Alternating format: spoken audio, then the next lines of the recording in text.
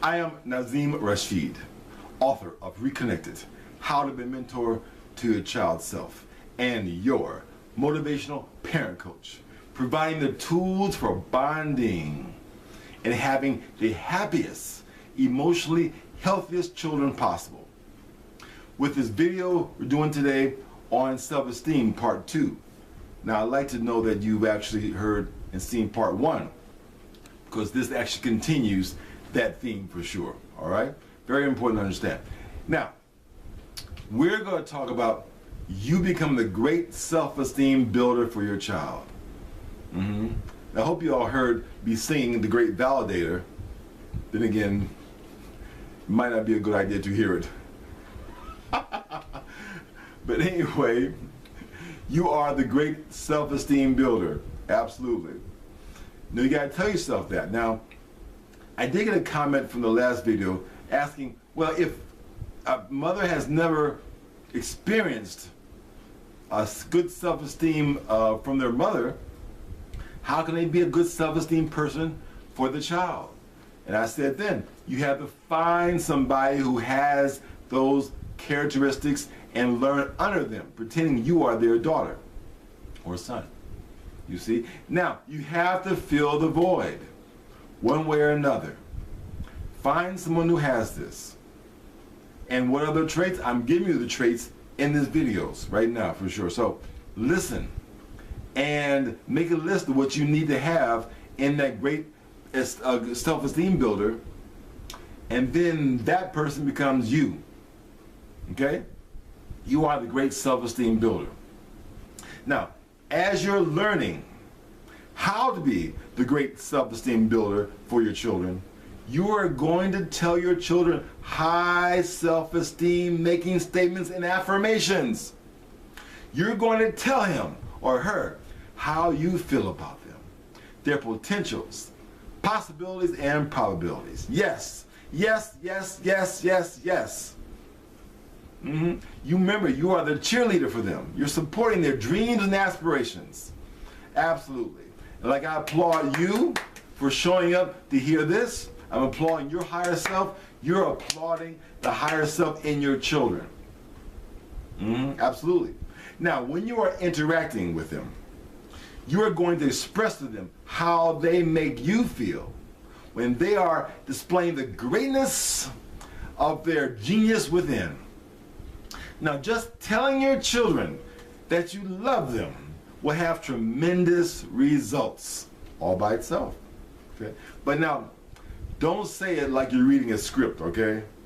All right? They'll know. They can tell if you are being sincere or not. They can pick up, okay?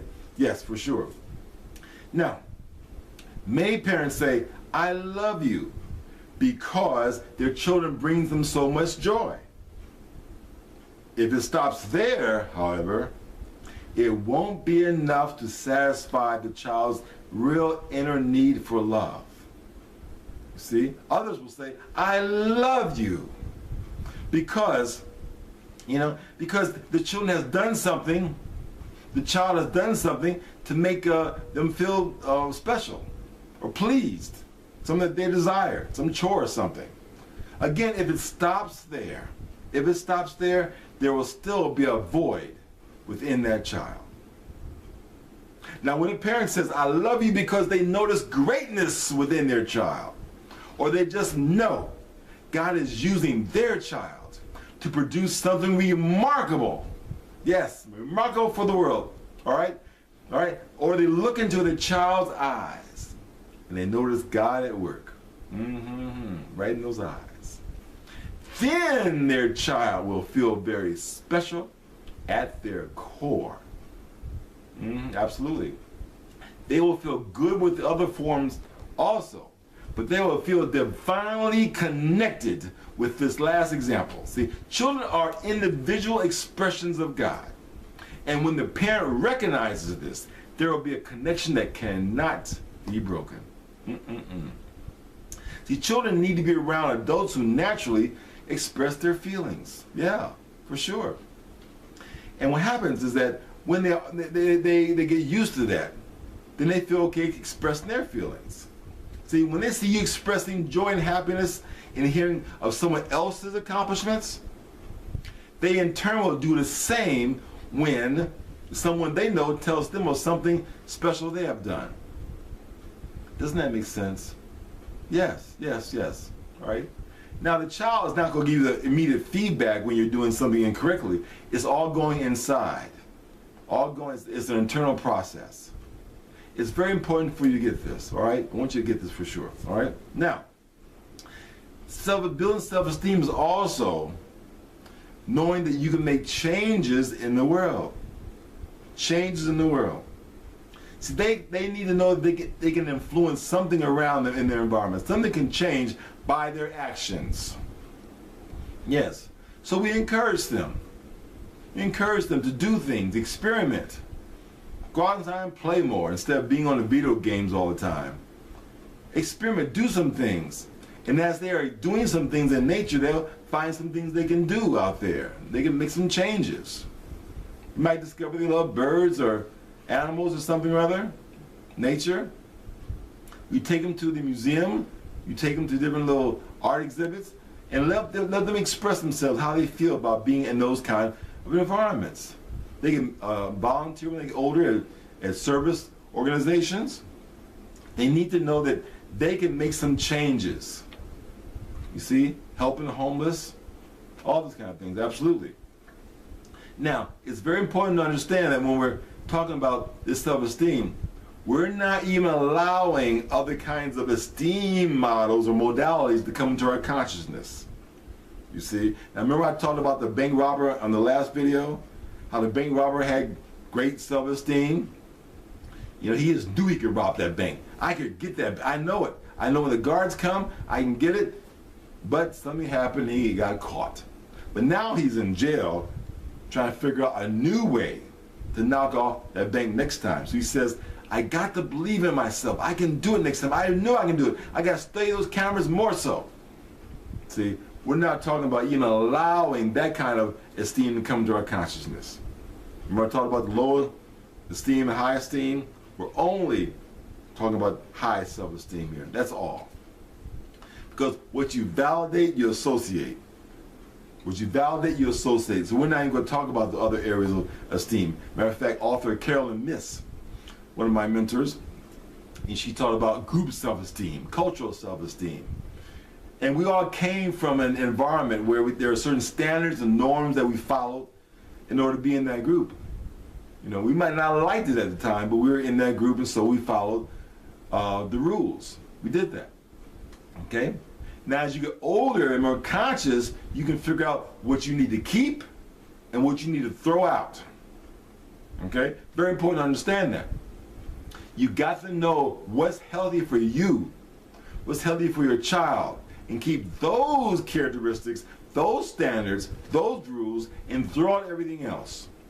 We have to redo the culture in our household, have new rules, yes, new rules, all right, that we follow and our children follow. Okay? Now you got to follow them first, absolutely.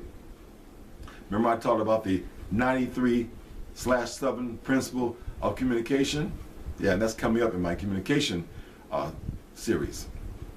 Whereas it's how you present yourself is what the children will actually internalize. Not the few words that you say. Okay? How you present yourself. So you have to make sure you're about that in order for your children to be about that. Make sense? All right. Now, got that. You're a great self-esteem builder. So, when you are interacting with your children, they come home talking about what happened at school. Because we're on the self-esteem building page on the channel there, we use every opportunity to build them up. Whatever they did at school, you know, that's good, naturally. We talk about how great that was and how you knew they had greatness inside of them. You knew that light bulb was inside all the time. And it doesn't surprise you when they bring home fantastic results. You tell them that. Yes, I believe in the highest self in you, the highest possibilities, the highest probabilities. Yes, yes, yes.